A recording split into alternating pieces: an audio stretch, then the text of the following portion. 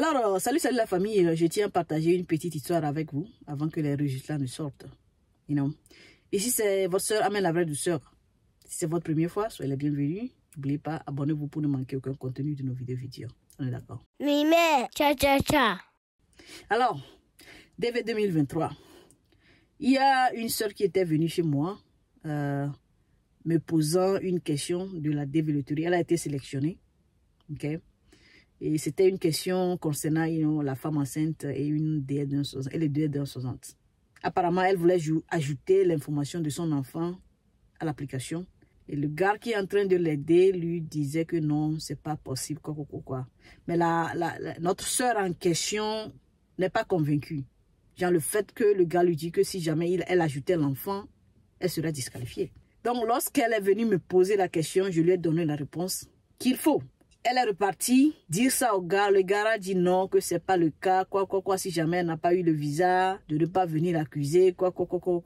Mais la différence entre ce qu'il est en train de dire et ce que j'étais en train de dire à la fille en question, c'est juste que non seulement j'ai dit ça, mais je lui ai pointé vers les instructions de la développerie qui parlent de ça. Donc, elle était convaincue que j'avais raison. Et elle est convaincue aussi que le gars qui est en train de l'aider ne maîtrise vraiment pas ce qu'il est en train de faire. Donc, qu'est-ce qu'elle a décidé de faire? Elle a décidé de couper la relation, de ne plus continuer le remplissement de DS260 avec le gars. Au début, ils avaient négocié 200 000. Donc, elle a payé 100 000. L'objectif, c'est qu'à la fin, vers la fin avant que le gars n'envoie le DS260, elle allait payer le reste de ses 100 000. Mais voilà, en plein milieu, elle a voulu abandonner. Donc, le gars a voulu prendre le reste des 100 000. Et la sœur a dit non, le boulot n'est pas fini. Pourquoi tu veux prendre le reste de ces 100 000? Mais le gars n'a pas aimé ça.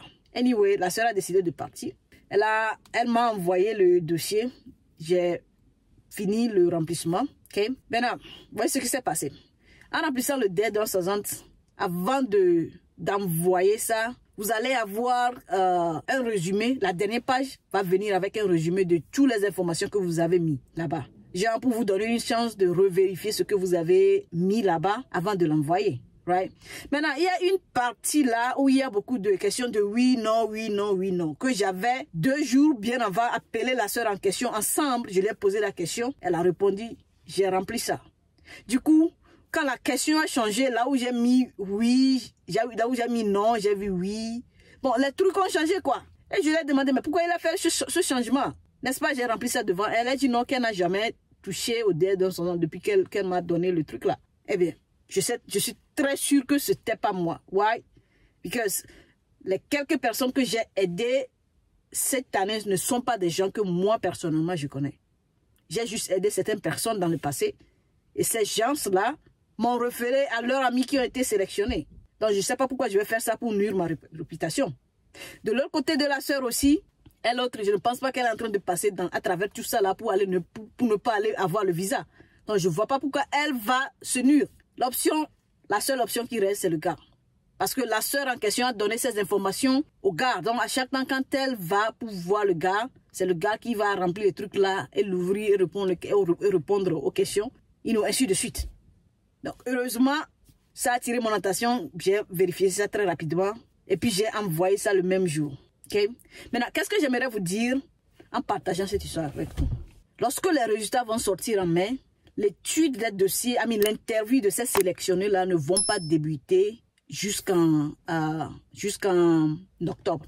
Genre, les interviews vont commencer en fin octobre, ok? Et l'étude de ces sélectionnés-là va commencer 2 mois ou bien 3 mois plus tôt, avant le mois d'octobre. Alors, lorsque vous êtes sélectionné, sachez que même si vous avez un petit case number, si vous attendez jusqu'à fin mai ou bien 1er juin pour envoyer votre DS260 là, votre dossier sera à temps pour être étudié et être programmé pour l'interview en octobre. Alors, si vous êtes sélectionné, s'il vous plaît, prenez le temps de vous renseigner un peu. Ok? Ne remettez pas votre dossier au premier venu. Posez un peu des questions. Je ne sais pas comment je peux vous dire de tester une personne pour voir si la personne maîtrise le sujet. Parce que je ne sais pas trop. Si vous demandez de l'aide, c'est parce que vous ne maîtrisez pas ça. Mais ne donnez pas vos dossiers juste à la personne parce que c'est la première personne venue. Okay? Posez des questions à rendre. On est d'accord. La deuxième des choses, très importante, pour les gens là qui vont solliciter l'aide des gens qu'il peut voir physiquement. Genre, on te dit que la personne habite, dans tel quartier. Voilà que tu vas aller là-bas en personne pour donner tes informations là. Pour solliciter son aide là. N'allez pas là-bas et donnez vos informations à la personne. Ok?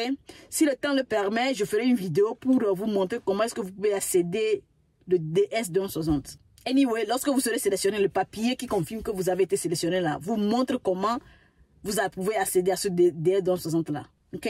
Donc, lorsque vous allez là-bas, ne donnez pas toutes vos informations à la personne. Restez avec la personne, laissez la personne remplir, donnez-vous la chance de voir ce que la personne est en train de faire sur votre dossier.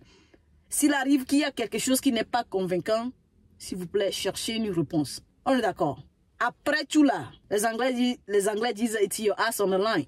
Vous êtes les concernés. Si le visa vous est refusé là, ça ne va rien faire à cette personne qui vous a aidé. Vous payez pour avoir un service de qualité. Alors ne donnez pas tout le contrôle à la personne. Je parie que si notre sœur en question n'avait pas donné tous ces dossiers, toutes ces informations possibles à notre au gars qui est en train de l'aider là, je ne pense pas que ceci va arriver. Vous voyez à peu près ce que je veux dire?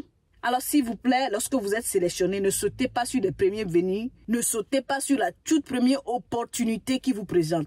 Prenez le temps de poser des questions un peu partout avant de confier vos dossiers à qui que ce soit. Et même si vous trouvez quelqu'un qui est proche de vous, ne lui donnez pas tout le contrôle de vos dossiers. On est d'accord, la famille? Et si c'est votre soeur, Amen la vraie douceur, vous avez des questions, je serai très ravi de répondre. Laissez ça dans les commentaires. Ok? On se dit à plus. Bye bye. Mime, cha cha cha.